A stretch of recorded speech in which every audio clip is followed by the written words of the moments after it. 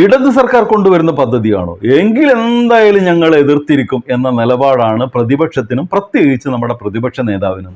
അതിൽ ചിലതിൽ അഴിമതി ആരോപണം ഉന്നയിച്ചു പോയ വി.ഡി. സതീഷിനെയും കുഴൽനാടനെയും എത്ര തവണയാണ് കോടതി ആട്ടിയോടിച്ചത് എന്നിട്ടും പഠിക്കുന്നില്ല.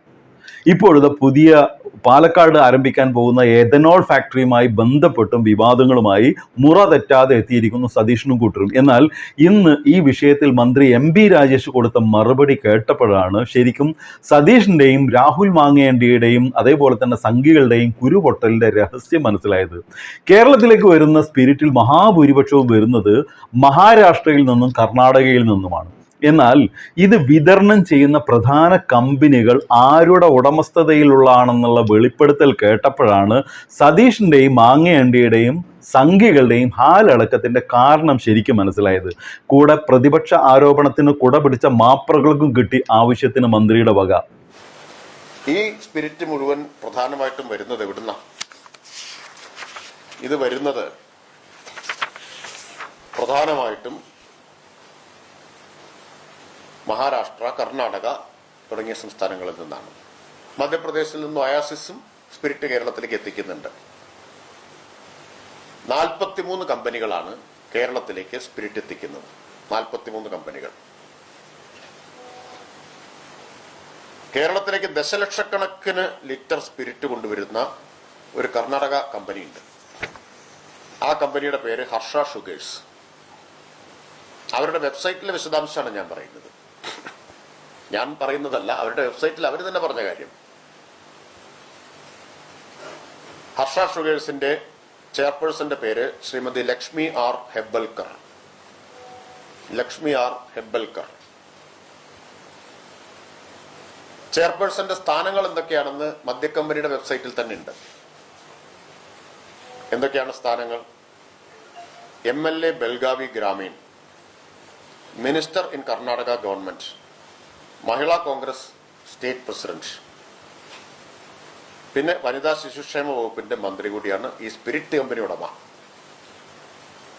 സ്പിരിറ്റ് കമ്പനി ഉടമയ്ക്ക് വനിതാ ശിശുക്ഷേമം ഉറപ്പുവരുത്താൻ കഴിയും എന്ന് കോൺഗ്രസിന് ഉത്തമ വിശ്വാസമുണ്ട്.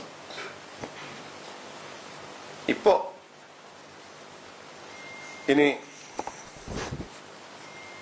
ഈ കമ്പനിയുടെ MDയുടെ പേര് ചന്നാരാജ് ബി ഹട്ടിഹോളി. എന്താണ് വെബ്സൈറ്റിൽ, കമ്പനി വെബ്സൈറ്റിൽ ഈ ചന്നരാജ് ബി ഹട്ടോളിയുടെ സ്ഥാനം MLC ബെൽഗാവി. MLA മറ്റേ ലെജിസ്ലേറ്റീവ് അസംബ്ലിയിലല്ല, അവരുടെ ഉപരിസഭയിൽ അംഗമാണ്. ഇനി തീർന്നില്ല, നമ്മുടെ പുതിയ MLA ഉണ്ടല്ലോ, യൂത്ത് കോൺഗ്രസിന്റെ നേതാവ്, നിയമസഭയിൽ വലിയ പ്രസംഗമൊക്കെ നടത്തിയതായിട്ട് കണ്ടു.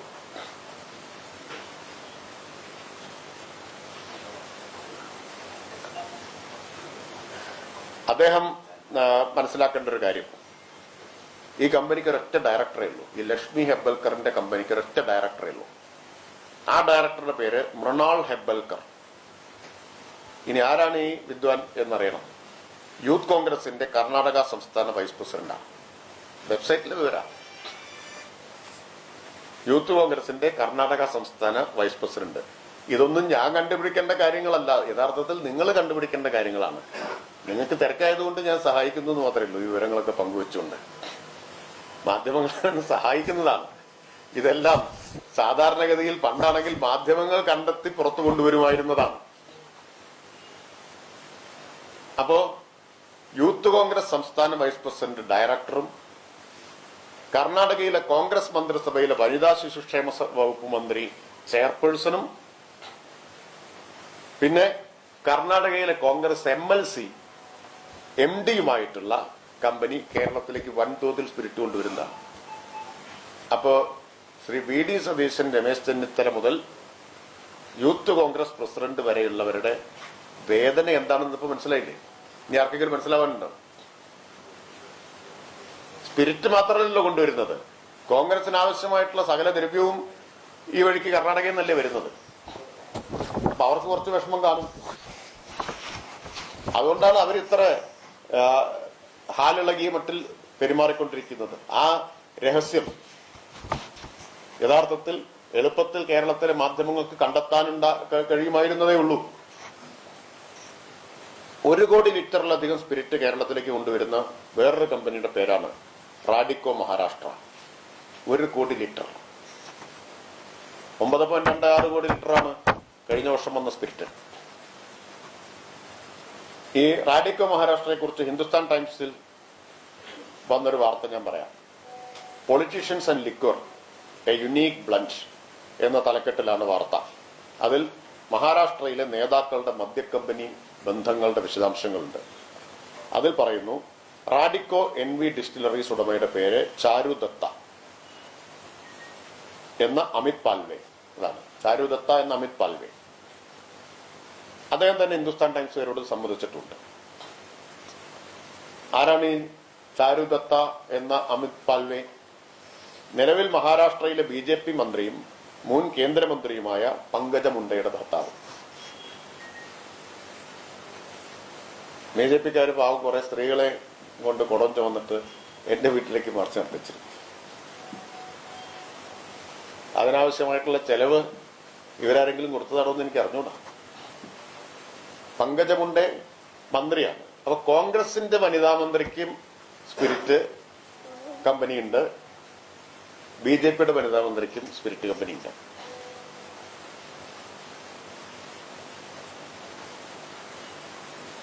പ്രധാനപ്പെട്ട വേറൊരു രാഷ്ട്രീയ നേതാവാണ് ശ്രീമന്ത് ബാലാസാഹേബ് പട്ടേൽ. 2019 കർണാടകയിലെ സർക്കാരിനെ അട്ടിമറിച്ച BJP നീക്കത്തിൽ കോൺഗ്രസ് വിട്ട് BJPയിലേക്ക് ചേർന്ന MLA ആണ്. കോൺഗ്രസ് ആയിരുന്നു, കാലുമാറി BJP ആയി. അദ്ദേഹമാണ് അദാനി ഷുഗേഴ്സിന്റെ ചെയർമാൻ. കേരളത്തിലേക്ക് സ്പിരിറ്റ് കൊണ്ടുവരുന്ന വേറൊരു പ്രധാനപ്പെട്ട കമ്പനിയാണ് അദാനി ഷുഗേഴ്സ്. ഈ ലിസ്റ്റ് മുഴുവൻ പറഞ്ഞില്ല, 43 എണ്ണത്തിൽ 3 എണ്ണത്തിന്റെ പ്രധാനപ്പെട്ടതിന്റെ പറഞ്ഞുള്ളൂ.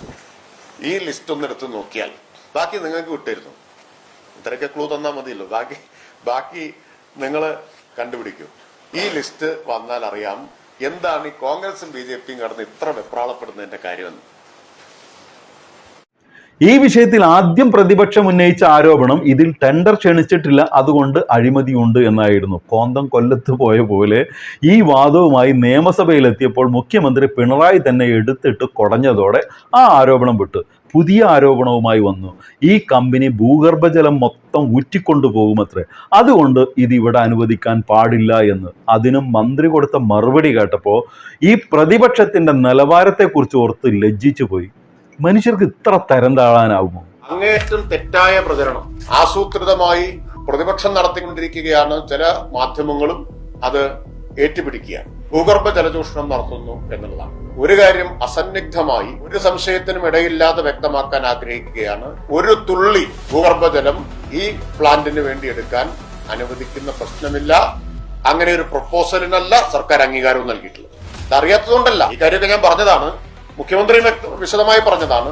ഒരു തുള്ളി ഇതിനെടുക്കില്ല എന്നറിഞ്ഞുകൊണ്ട് തന്നെ ഈ നുണപ്രചരണം നടത്തുന്നത് കുടിലമായ രാഷ്ട്രീയ ലക്ഷ്യത്തോടെയാണ്. മറ്റൊരു വീഡിയോ ആയിട്ട് വരുന്നവരെല്ലാവർക്കും ഗുഡ് ബൈ.